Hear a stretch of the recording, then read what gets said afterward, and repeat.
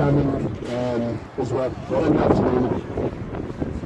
Ladies and gentlemen, from the half dozen turnout today,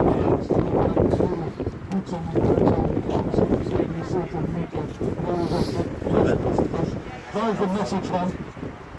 What I'd like to do is obviously on behalf of the veterans around the United Kingdom, and just to remember the guys that we've lost over First World War, Second World War, and obviously all the other conflicts that we've got. So I'd appreciate it if we could all just do a 1 minute silence, please, in respect of those guys. Thank you.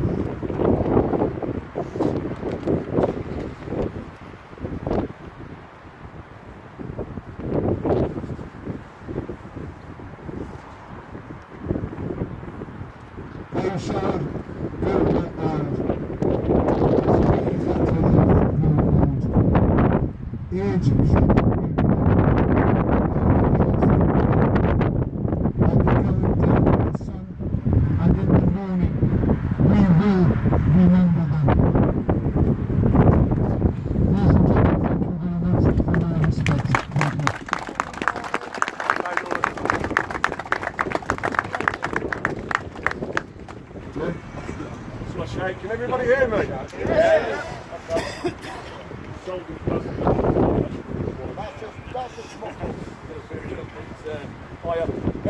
I just want to go through the content of the letter that we've handed in.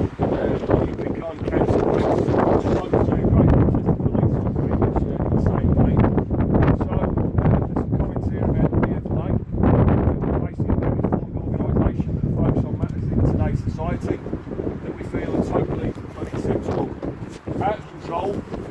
Not being addressed by the powers who are there to protect the service in our day-to-day lives. Delegates from the DFLA travelled to Rochdale and met with PAG UK, in particular Billy Howarth and Linda, who's standing here today, and received graphic accounts of past cases. These were discussed at length, and it was made quite clear that this is still continuing to this day. There are known hotspots and rape houses in the town that are going unchecked. Sat in Telford last Friday with Billy, and he showed us a couple of cases that are ongoing. I won't go into detail, obviously we've got to be careful what we say, that they are alleged cases. We started our campaign, support for the victims of child abuse, 2 weeks ago in Telford, and we've been successful in supporting the call for an independent public inquiry which will focus on both historical and current sexual abuse and exploitation of the children of that town. I attended the meeting. They announced last week there would be an EGM, extraordinary general meeting, and everybody was in agreement that they could go ahead and support this inquiry. Seriously, the guys that were in Telford and everyone else who supported us online, it's down to your perseverance and you turning up and everything, so you all deserve yourselves a clap for that. So the barbaric nature of how the youth of our country are and have been treated goes beyond mere words. It is sickening, and the way in which the authorities have handled this subject is tantamount to gross neglect and dereliction of public office. This is not an isolated situation, it is the length and breadth of our great country, and the time has come to help each and every one that has been affected. This includes the families who've been failed. Rochdale as a community has been failed, and still to this day they're being failed. Why have they been failed? Is this due to the lack of people in power taking notice and doing their jobs? Countless, dare I say it, Labour councils have stood by and allowed the systematic rape and abuse of our children. These children, who are our future, have grown into adults and have lacked the support and justice they so truly deserve. Their crime? To be brought up in a society that has failed them time and time again. It's okay. I can hear the comments in the hallways of power in Rochdale's Labour County Council. They are nothing to the community. They will not bring us votes. And after all, it's child prostitution. Please do not fob us off that it's not been said. It's well documented. It's out there in the press. I, for one, it's the last time I'm going to mention the word child prostitution. So I think it's just abhorrent that people are being labelled as prostitutes.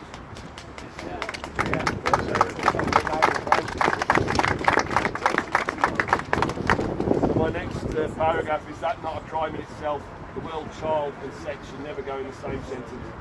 To say they were child prostitutes and they knew what they were doing, again, should never be allowed to form the basis of any decision by the powers that be. The administration of alcohol to a minor is a crime. The administration of both prescription and illegal drugs to a minor is a crime. Possession of illegal drugs is a crime. So if we can't get these people on child sexual exploitation, let's nail them for the other crimes that they're committing.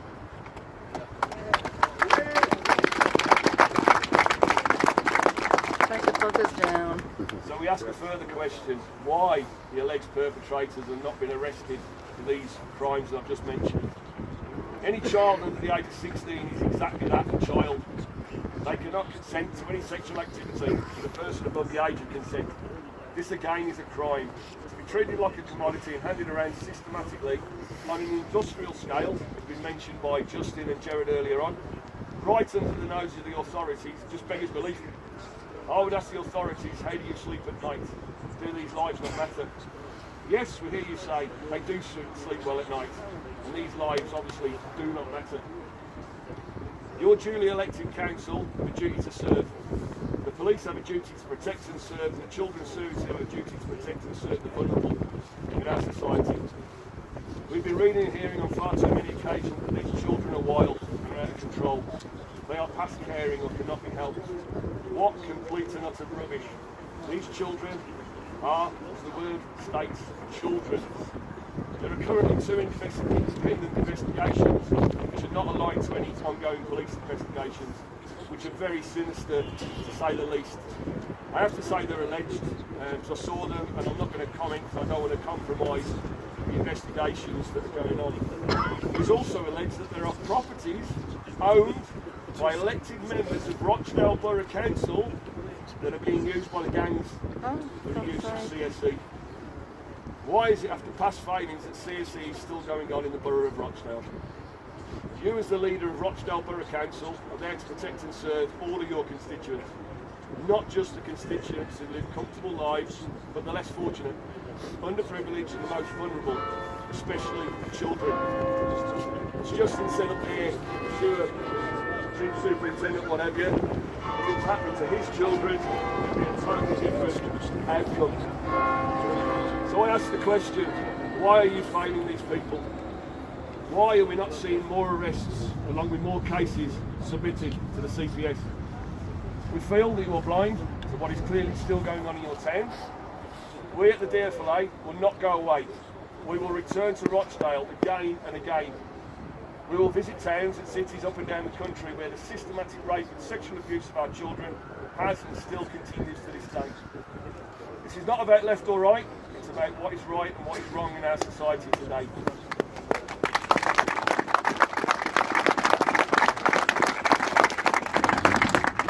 We look forward to showing us the courtesy to reply to our letter. So I want to say one final thing for any people out there who are watching this today. We've created a website, dfla.rochdale@gmail.com, and we encourage any survivors, any victims or any of the families to come forward with their stories. We've got a dedicated research team sitting in the background, some who have gone through this in the past. So very sympathetic here. We want to help you. We want to give you guys some closure and maybe make the insurers give you some sort of compensation. I know that doesn't make up for the horrible dreams and your thoughts that go through your every day. So with that, I'll hand you over to maybe Linda to say a few words on the outcome of today.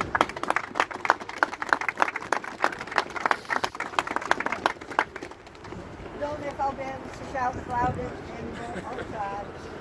I want to thank everybody for coming today to show support. You know this, 23 years, one man, Martin Dean, he can't be here today, but I'll be on the phone to him and he can't understand.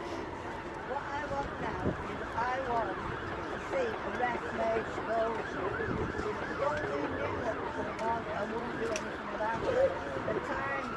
that I've been places, I've been followed, threats, and I've staged phone calls, I've made complaints, and this is what I've found out as part of my complaint. This is irrelevant for anyone who can't see the back piece of paper she's holding up. My complaints about what was happening to those kids at Northview. Shameful. Absolutely shameful. It is, and I thank you all for coming. 23 years have been on it. Not on your own no more.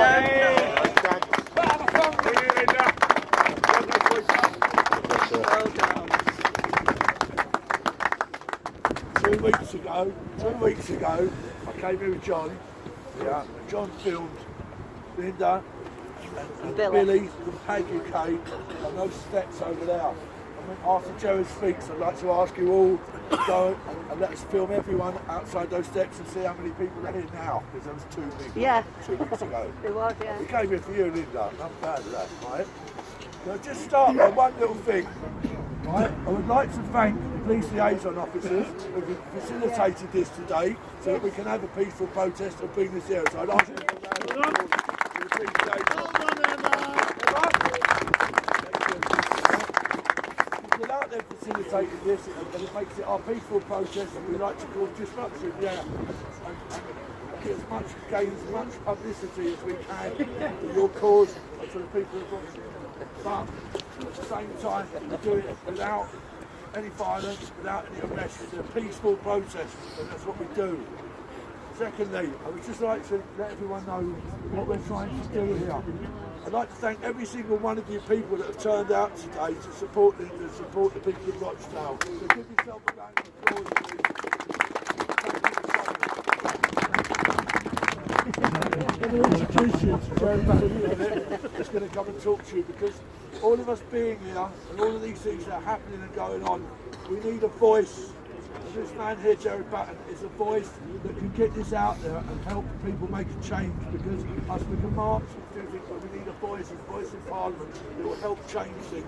And this man's got the balls to stand up and do it, and you need to get behind him. Bulldog Batten. One last thing, we're just trying to do something at the moment. Red Pill Phil, all you guys in the social media guys, veterans, DFLA, all of the social media outlets we've got, we're trying to pull them all together so that we can drive traffic. We've got people in the background doing this now, social media. We're going to drive traffic, and we think we're going to drive 2 million people to all these social media platforms. Absolutely, with Jerry Batten. So let's get behind Jerry Batten, who's welcoming